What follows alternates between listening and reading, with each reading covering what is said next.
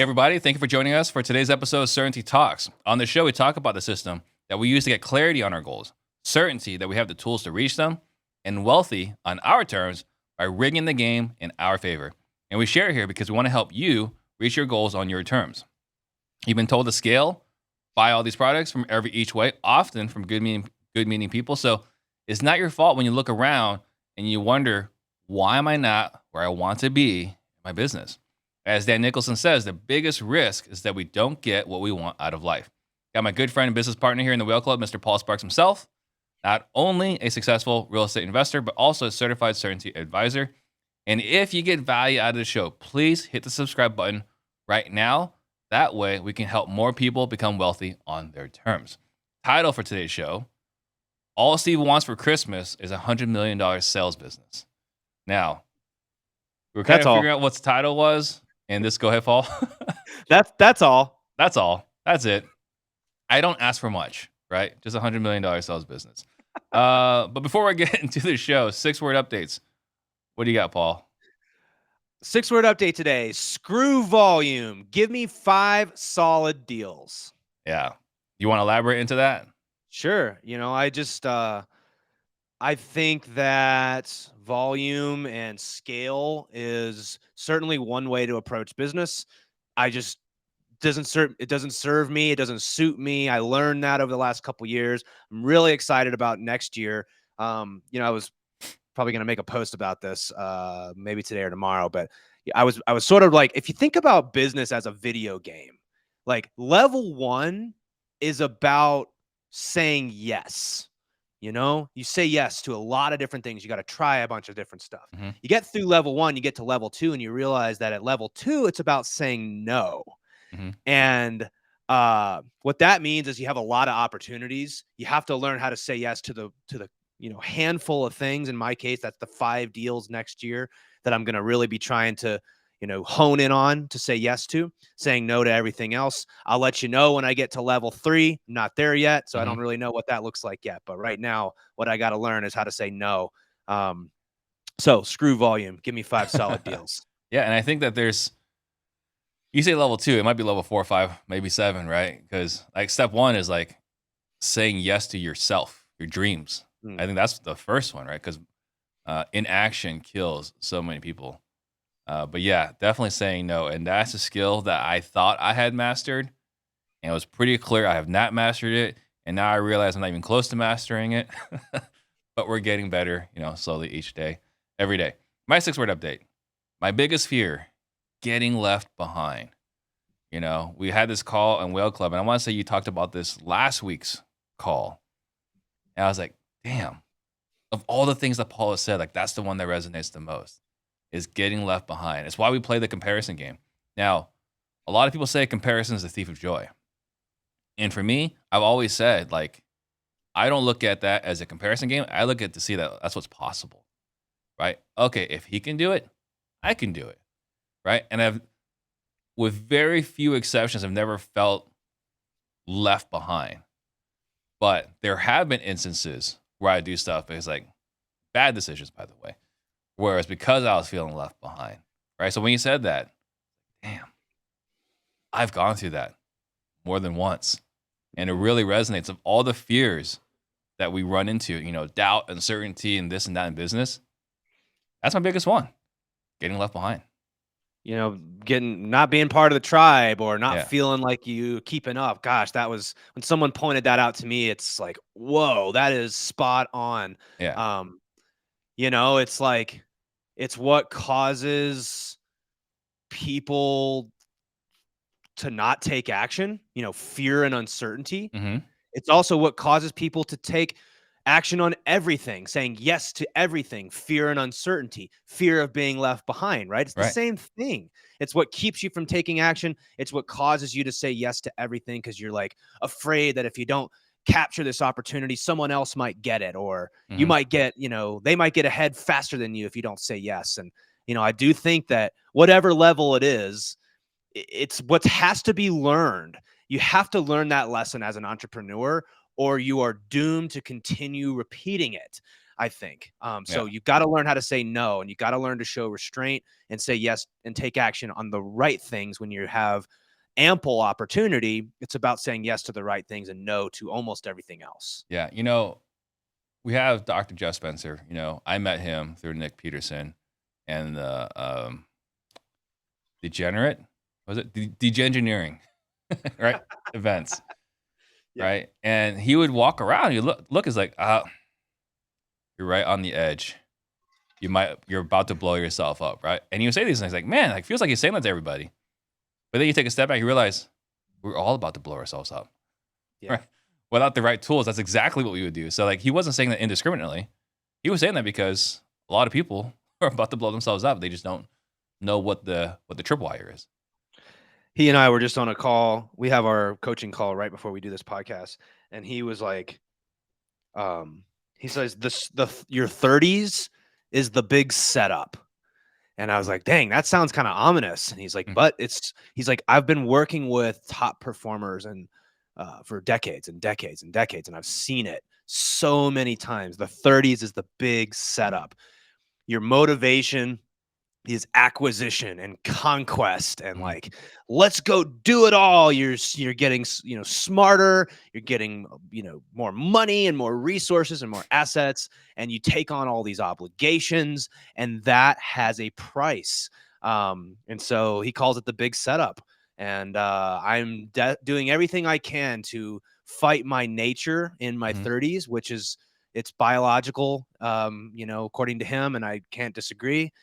To fight this urge to just try to do everything, to try to conquer every single thing. It's like there are consequences to that, and you may not understand that. So I'm doing my best to try to listen to someone who's been there before me and say yes to just the right things. And I think that's a good lead into what we're going to talk about today. Is all Steve really wants for Christmas is $100 million sales business. And, I want you to start by telling us, like, man, I've been listening to you for years and years and years. I know a lot of people who listen to you. You've had a following for a really long time, and they've seen you grow as an entrepreneur and someone who has continued to sharpen the clarity of what it is that you do and how you've said yes to a lot of things and how now it's starting to kind of narrow down into your true game and doing what you were really put here, I think, to do. So tell us about that evolution, Steve. Where did you start and how did you get to where you are now with that? Well, I mean,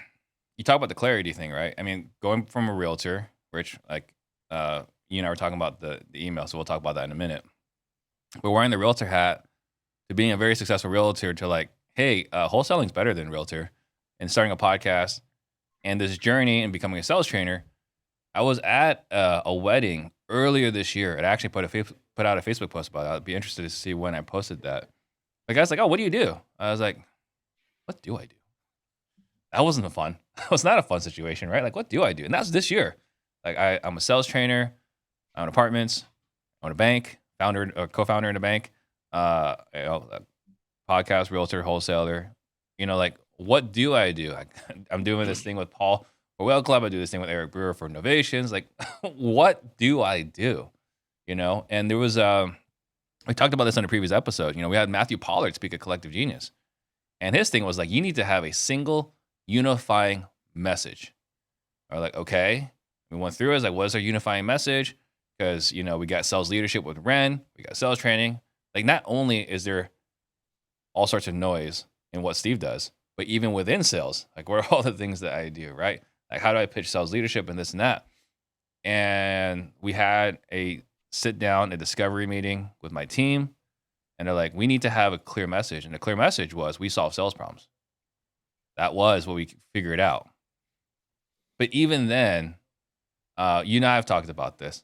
What do we do in Whale Club? Well, we help people get clarity. What's the response to that? I've got clarity. Come on. If there's anything I've got is clarity, right? It's like, oh, do you? Right? We solve sales problems was triggering, well, I don't have sales problems, right? That's not the problem, right? So that's so we moved away from we solve sales problems. And along the way, I try to figure out, well, what's another message, this and that. Like, we help people close more sales. Who doesn't want that, right? We solve sales problems. Hey, I don't have a sales problem. We help people close more sales. Oh, I want that. right? And so we settled on Close More Sales, and it's just fascinating. Once we've hung our hat on Close More Sales, the people that are reaching out to us that are interested in doing business with us, right? But internally, we just had our annual meeting this week, and it was really interesting to see having a single unifying message cause everyone in the annual meeting to be more crystal clear on their roles and responsibilities and the actions we need to take to deliver a product that is in line with Close More Sales versus this, well, we help you with this, we help you with that. So having that unifying message was really powerful, especially during the annual meeting. You know, this is kind of more of like a marketing comment. There's got to be something to the positive versus the negative identity. Hmm. You know, negative being you have a problem, Hmm. positive being you want to close more sales has this positive connotation to it, and Right. there probably is something there. It's the same reason why the whole scale thing Yeah. works. You know, you're selling someone scale, you're selling them more, you're selling them the dopamine that's You're selling firing a in their dream. brains. Yeah, you're selling the dream. It's really easy to sell the dream. Hmm. And sometimes it's also helping people is about, like, I don't know, getting through that initial barrier. It's sort of like there's a phrase, what do they say? Sell them what they want, give them what they need. Everybody thinks that they want uh, to close more sales, but Hmm. really what they need to do is solve the problems that they have in their sales Right. process. But you're not selling that. That doesn't sell quite as well, right? That doesn't sell. Stop selling them that. Right. It's the same reason why, you don't want to tell somebody that, hey, you need clarity, because it's like, don't tell me I need clarity. You need clarity. Uh, Yeah. uh, Listen, Bucko. because, but like, let's talk about that for a second, because I think, first of all, that's not a static thing. It's dynamic, means it's changing Hmm. constantly, right? Because if you asked Steve from 2021 when you were like ripping, Hmm. I know your business was ripping in 21. Yeah. You know, Steve, do you have clarity? He would have Absolutely. said, of course I have clarity, Yeah. but it's different now. So what happened? Um, I think financial challenges definitely help. B, going through Well Club multiple times with you, right? Because I say it on the call is like, when we do these exercises and we're doing our 6-word updates, we're sharing our case and points. Like, I have to think about it in the car. I don't journal as well as you guys do, right? But in the car, I have no audio on and I'm just thinking, right? And I'm thinking about these 6-word updates. I'm thinking about case and points. It's that deep work that forces you to look inward versus outward. I Mhm. would say that's provided a lot. And again, being a part of Collective Genius, I get to meet these people, right? I get to meet. So Jeremy Miner was a main stage speaker, and then I get to have breakfast with him because he lives right up the street, right? Every guru lives in Phoenix. That's just the way it is. So I get to have breakfast with Jeremy Miner afterwards. When Matthew Pollard spoke, I had won the belt for something, so I sat down and talked to Matthew Pollard, another sales trainer. And so getting to talk to these people, getting to see what their business looks like, seeing the opportunity, doing part in the disruption, having Chris Jefferson on the show. We don't talk a lot about this, or at least he doesn't talk a lot about it, but he's really successful, right? As far as if we're talking about financially, right? He's doing really, really well. And he said, "Hey, Steve, after this show, let's talk about opportunity I see for you." He was talking to me about the sales side, right? And then you talk about being a receivership, going to Family Mastermind, and then after that going to ClickFunnels and seeing what was going on there. Like, I do really well within Collective Genius. You know, we charge $1,000 a month for sales training. We have a lot of people that pay it happily. It's a really lucrative model. But when I was at ClickFunnels and I see, like, you look at wholesaling, everyone that's like listening right now, if you're a wholesaler, generally, if you're a wholesaler, you're going to be a maverick, captain, or some variation of that, right? Which means um, you're generally extroverted, action taker, have a strong ego, have no problems with rejection, right? So you're an action taker. And so with that, most of the people in wholesaling are salespeople, just naturally gifted salespeople. That's who we attract in wholesaling. Mhm. Going to ClickFunnels, they attract marketers. Who are these people? Introverts. Can't stand getting on the phone with people, right? These are people, we talk about like running a business in your mom's basement. This is the audience. These people don't want to hire salespeople. They don't want to manage salespeople. If you can solve their sales problem, they already figure out the marketing. They can get the phone to ring all day, every day better than most people. They just have a sales problem. Mhm. And they asked me, like, hey, can you help me with this problem? And what they're willing to pay is significantly more than $1,000 a month. So that's cool. New kind of audience and like new information to suggest that there's probably like a bigger audience to capture there. Mhm. So as you're building this brand and trying to get closer towards like more effort into this, one of the tools that we talked about this week on Whale Club, we had Dan come on and talk about recover, reallocate. Mhm. It's like this is the trap that I think is fairly obvious when you point it out to most people. Everybody's like, that makes total sense. Mhm. But it's a lot easier to say. It's a lot harder to actually do. Back to the whole like giving puppies back, which we'll explain that comment Yeah. in a second. So you want to do this thing. We want to allocate. We want to go after something that we see is a path, right? This is an option that's now presented itself. We want to press on it a little bit more. We'll talk about micro steps too in a second. But the first question I have is, I mean, $100 million company, and we can come back to maybe the specifics of why 100 million. Mhm. But my first thought is that's going to take a lot of energy and effort, Oh, yeah. right? A lot of focused energy and effort. Mhm. So, what are the way we take people through this? And as you already know, is to identify the currencies Mhm. that we need to recapture. We do audits on where those currencies are being spent, Mhm. and we find the low spots so that we can capture the stuff that's not being used to its highest and best use and go apply it to the things that are going to get us closer to what we want. So Right. I don't know, how are you making sense of that recapture, reallocate conversation in light of this new vision? Well, I think part of it is you talk about the attention is the identity component, right? But before we get to that, another thing I was doing along this whole way was actually collecting information, right? Like again, getting Chris Jefferson back on the phone. Hey, here's what I'm seeing. What are your thoughts on this? Talking to Ryan Pineda, right? Because he's interacted in this other world as well, the marketing world, right? He's talking all the time with Jeremy Miner, Cole Gore, and Andy Elliott, these other guys in the name that are really big brands and so on, right? So like, gathering intel to see explore what the actual opportunity is, right? So there's been a lot of see in case before just strategizing and execute, which is my typical default mode. Mhm. But talking about recapture, or recover and allocate. So the first thing is the identity. Something that's happened quite a bit. I've noticed in the last few months. Like when I was a wholesaler, when and I say identify, I don't mean this like to push people's buttons, right? But like when when I'm a wholesaler and a realtor and I do the title company thing, like SteveAscendingHomes.com made sense, right? That was the brand I built as the realtor owning a brokerage. We had a brokerage for almost 10 years. We had over 100 realtors at our brokerage before I shut it down. SteveAscendingHomes.com made total sense. Mhm. In the last few months, people are like, hey, I'm going to send you an email. What's your email? I was like, SteveAscendingHomes.com. There's a moment of like confusion. Like, SteveAscendingHomes.com?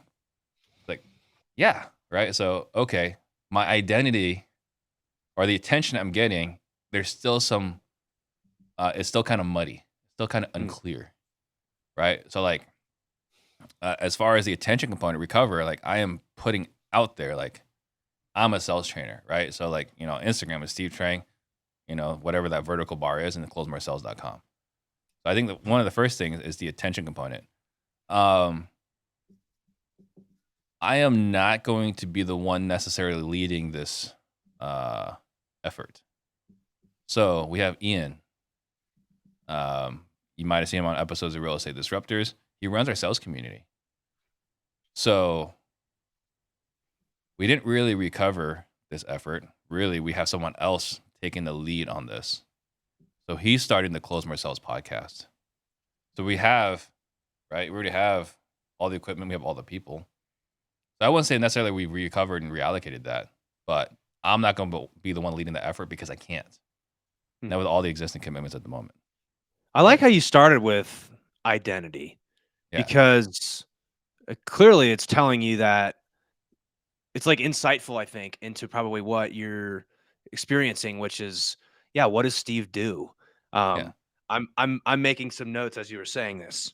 Here's the identities I have come to know you to have over the years. Right. Sales trainer, real estate sales trainer, wealth builder, investor, realtor, wholesaler, entrepreneur, banker. Yeah. Right? Right. So it's like, we got a lot of puppies. Tons of puppies. What does that mean for those who aren't familiar? We haven't talked about puppies in a while. You want to explain the puppy story? I mean, puppies is basically, you go to the puppy store. And I forgot podcaster too. Podcaster, which when I got that label earlier, I think I got that label last year and I kind of rejected it. It's like, oh damn, I am a podcaster. Right. Influencer / guru is another one. Yeah. So a puppy is basically, right, you go to the puppy store, right, and the shop owner runs a business. If you run a business, by default, you're a salesperson, right? And he looks at you. It's like, well, hey, look at that puppy. Which one do you think is the cutest one? Which do you think you can see, you taking home potentially? Oh, is that one? Okay, great. Why don't you pick it up, hold it? Oh, that's so cute, right? Like that puppy obviously loves you. What do you think? What do you think you should name that puppy? You name the puppy, right? Like, you know what? Why don't you go ahead and take little Jokic home with you, right? Okay, we'll take a little Jokic home with us, right? So you take Jokic home for the weekend. That's it. It's over. The game's over. You own that puppy. You're not giving that puppy back, right? Right. There's just nothing that can happen. You have to be really stone cold hearted, right, to give that puppy back. And so we use that story because what we do all the time is we'll name initiatives, right? We just had annual planning. We have these initiatives. It's hard to come up with initiatives, do a State of the Union. Here's our number one initiative. And then like 3 months in, it's like, well, okay, we'll scrap that initiative. Like, no, like that's, you've named it, you've announced it, you've given it a name. Kind of hard to undo that, right? So what do we do with the wholesaling company? What do we do with the title company? What do we do with this and that? We haven't recaptured any of these things yet, right?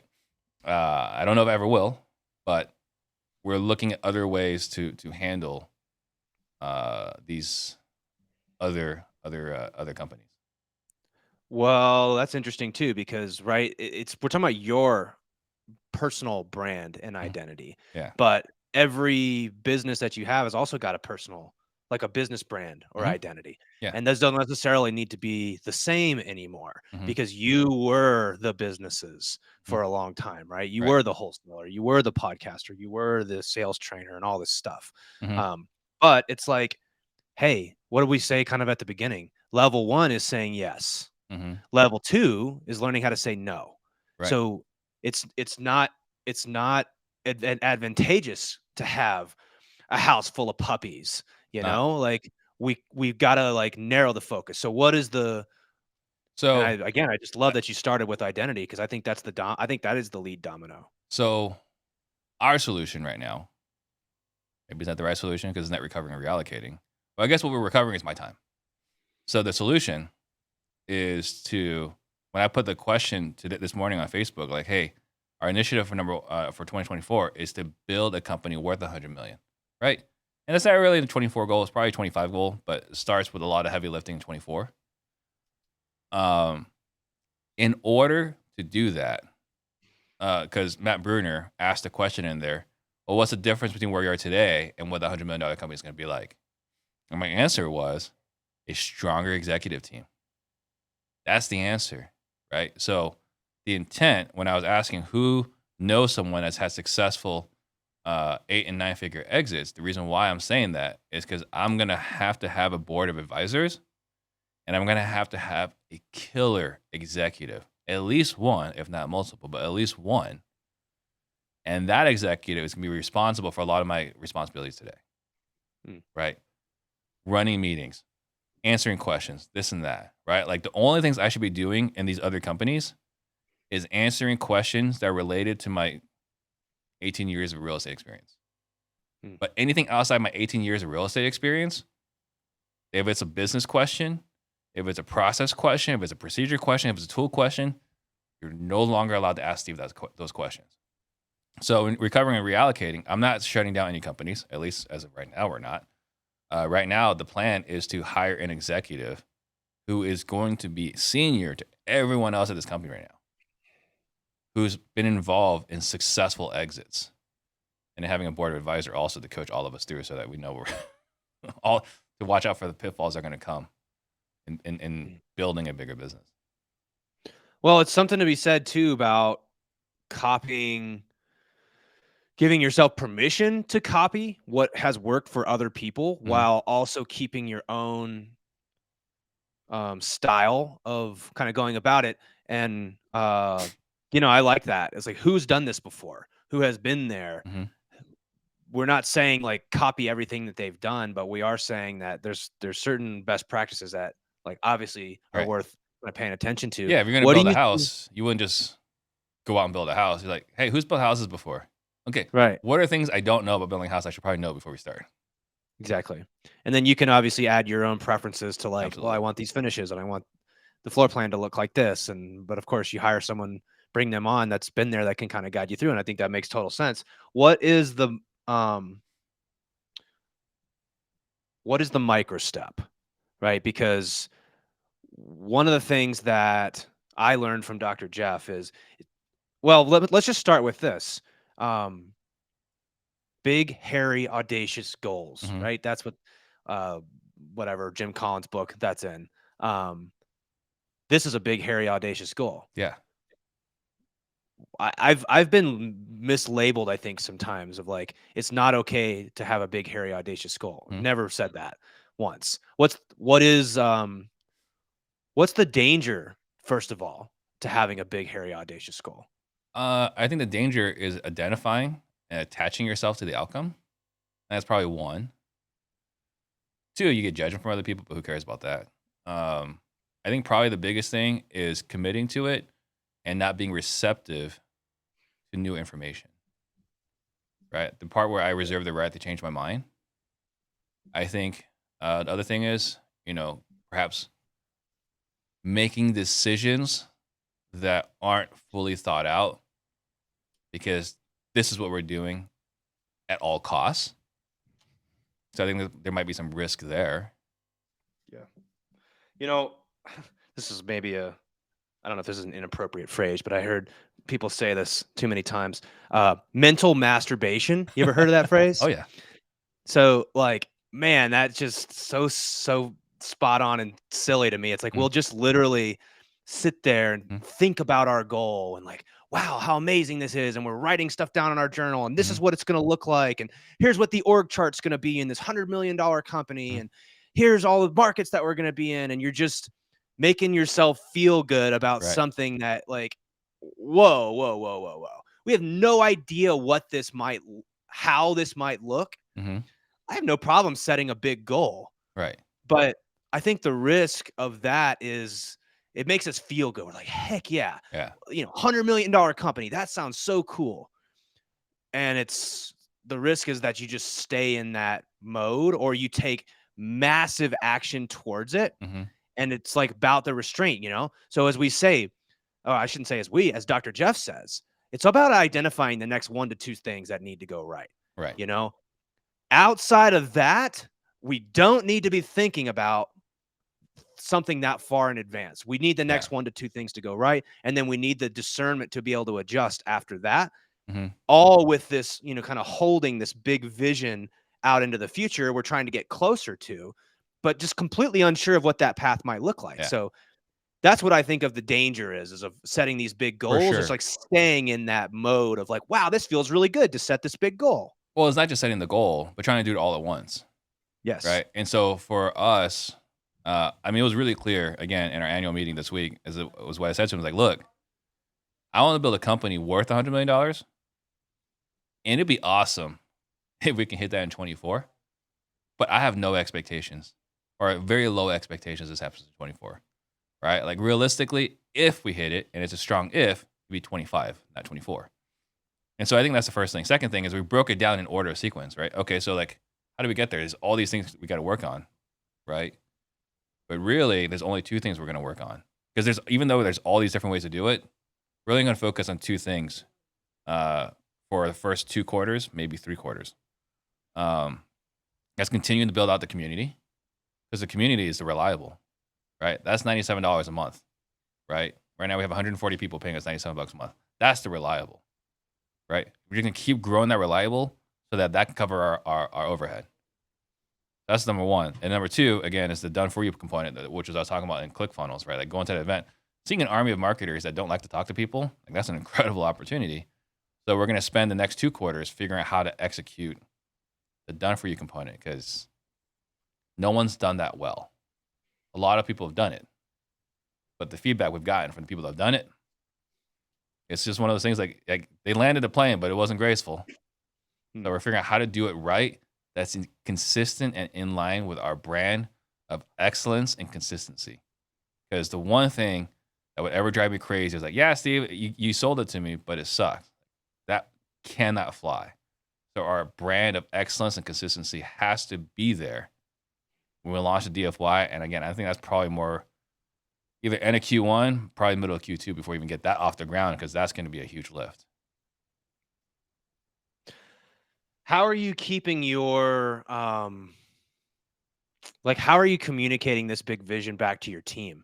I'm curious. And how has that been received? So the annual planning was Monday, Tuesday this week, and all the leadership team was there. We've got our State of the Union January 8th.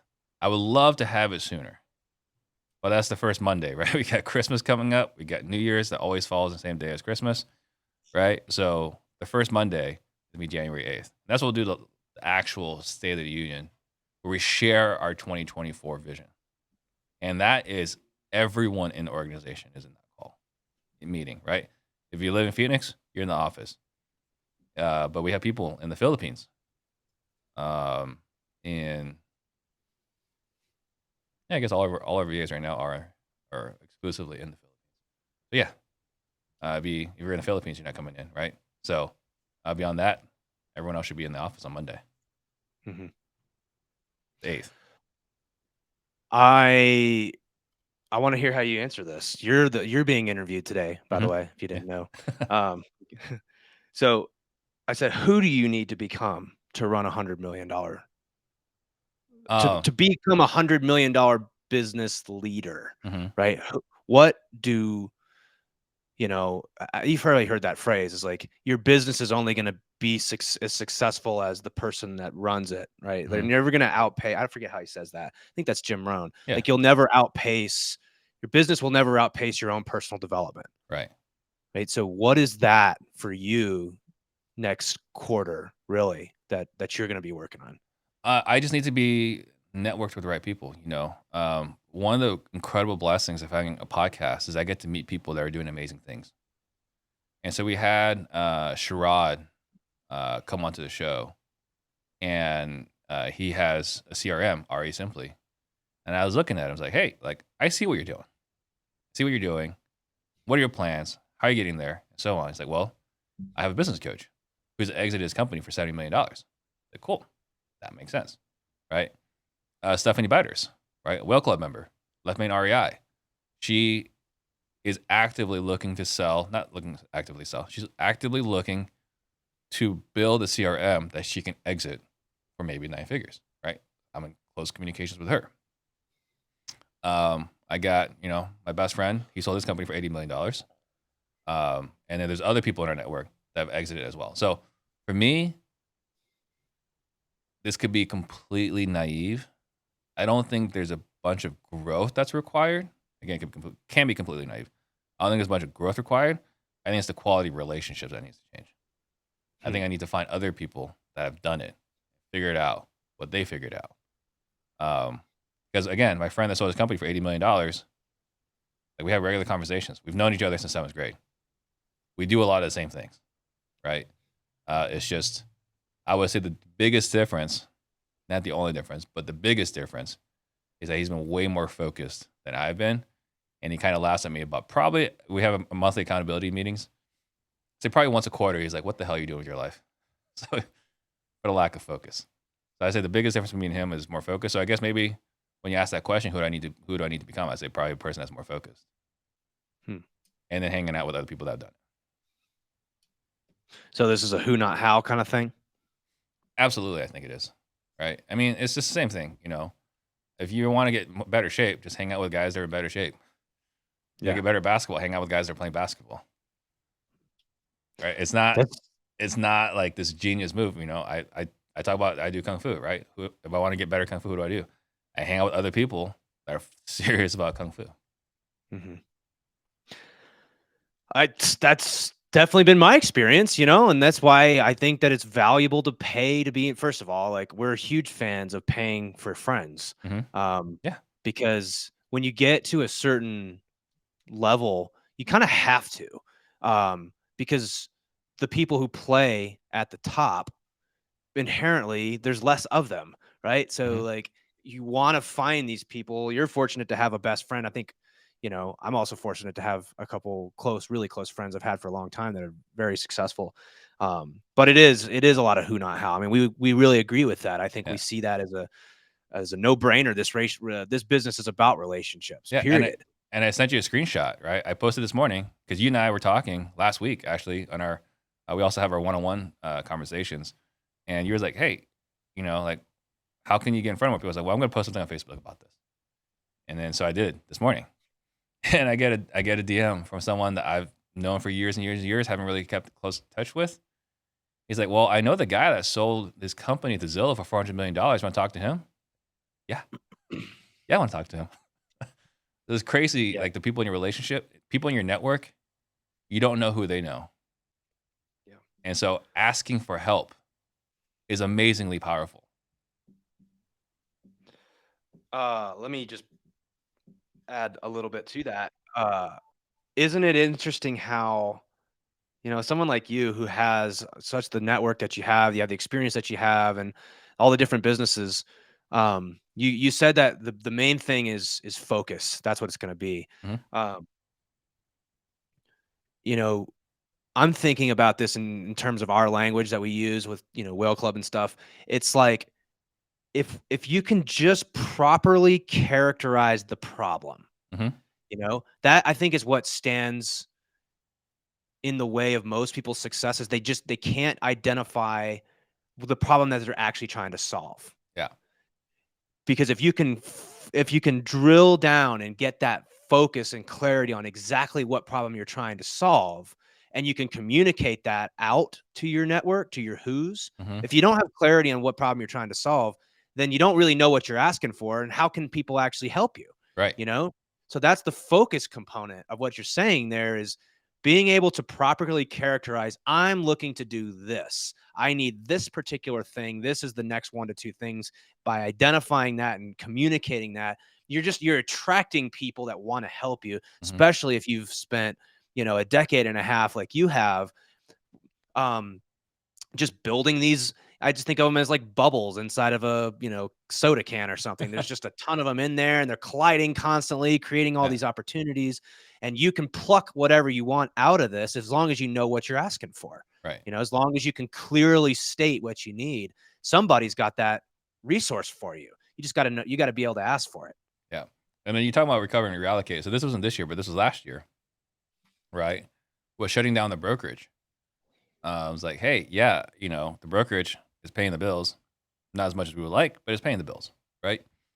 We shut it down last year, and it was hard for me last year because I launched a brokerage literally a month after I had my second child. So like, there's some, I don't know, it's irrational, right? But there's like, I had one baby, and then I had another baby like a month later, right? Or I guess a puppy in this instance. So me closing that email address the other night to create, the other email to have more clarity on what Steve does.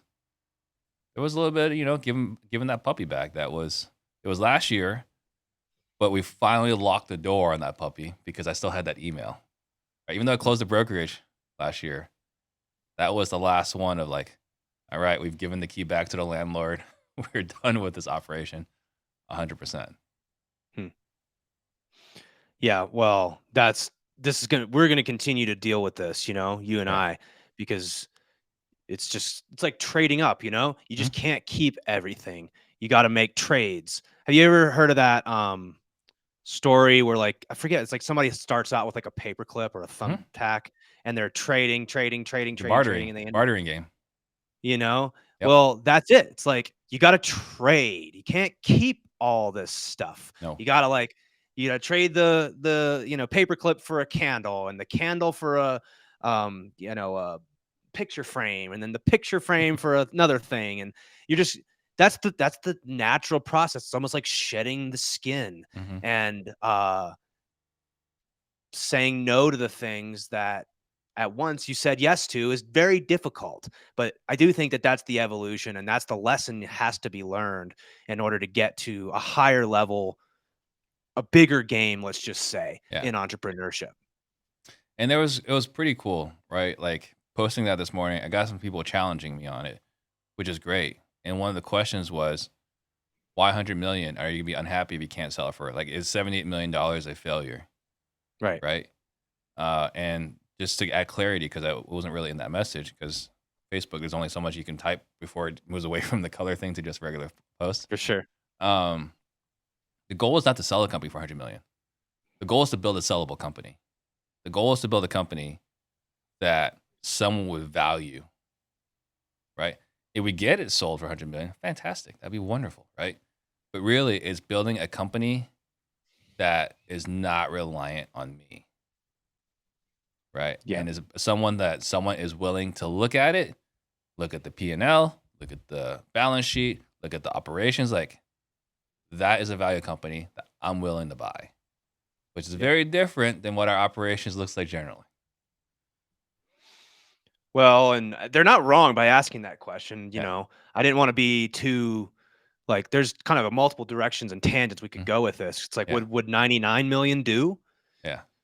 But I think the better question is, well, why do you want that? Mhm. You Right. know, And for those that are listening, right, is this not a function of chasing more? it's different because from the outside person that doesn't know you Mhm. like I know you, they might think that you're interested in it because of the money.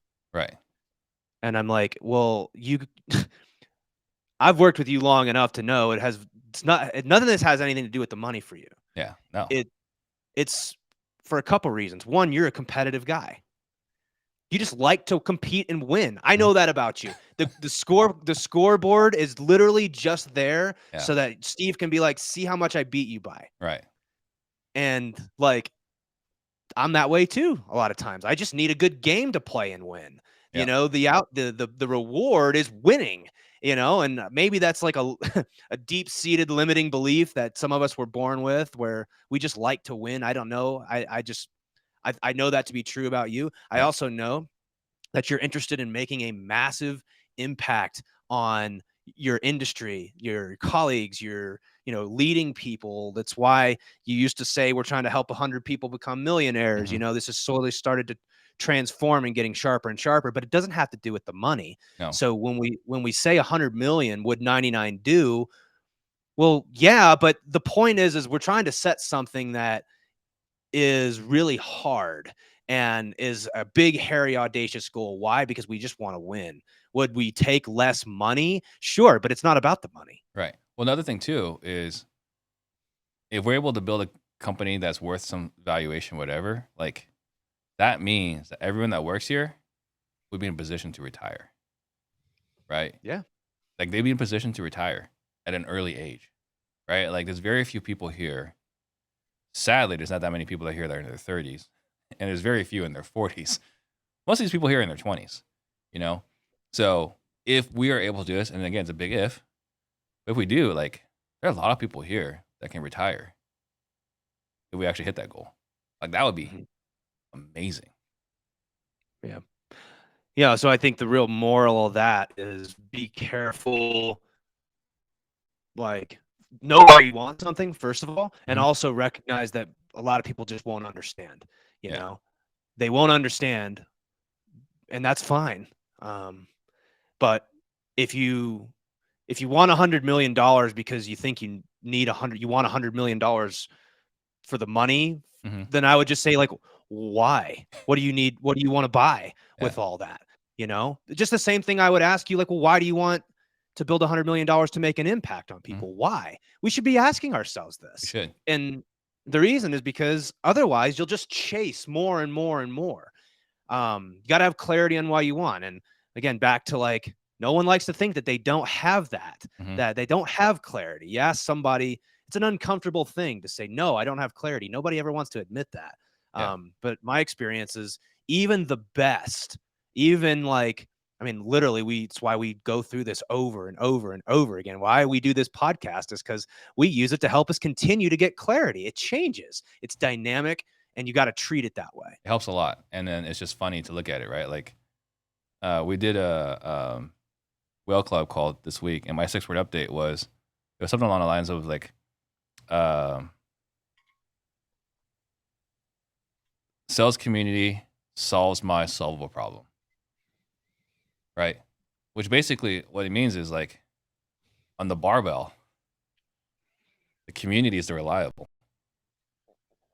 The $100 million thing, that's an asymmetric bet, right? If it works, great. If it doesn't matter. I still have my reliable over here. Yeah.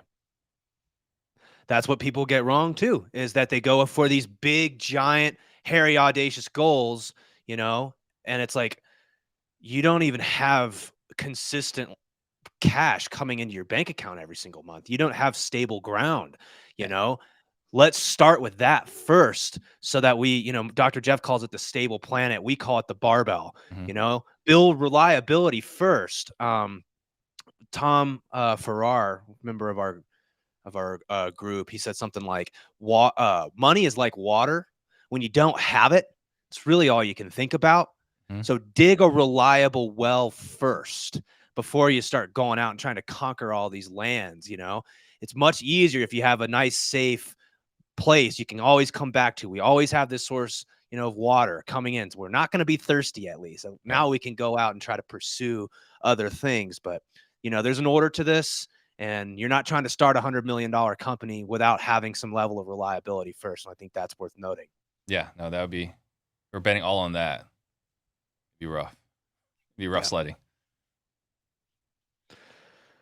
Well, Steve, I don't know. I'm ready to kind of wind down for a few days here around Christmas, and just like turn the burners off, let's cycle down. And I'm looking forward to just kind of spending time with family and reading a lot, and hopefully doing very little for another week or two. Yeah. What are you doing for Christmas? I'm taking the week between Christmas and New Year's. I'm going to have a lot of downtime. I don't generally have downtime. My time's usually pretty booked out. I'm actually excited for the downtime to work on parts of my business that I don't really get to work on. There'll be a lot more thinking time, some calls, some conversations I think are important to have. With unfortunately, the biggest challenge I have is I don't get to have enough quality conversations with people that are important in my network.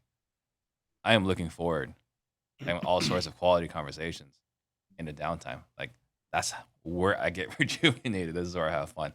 I know I'm weird, but that's how I'm wired. Love it. Yeah. Well, we'll be back, I guess. Are we gonna be doing a show next week? What do you want to do? Want to do a show next week? I don't think we can, because these guys are also getting caught up on some overdue tasks. So I think New Year, we'll be back at it in New Year.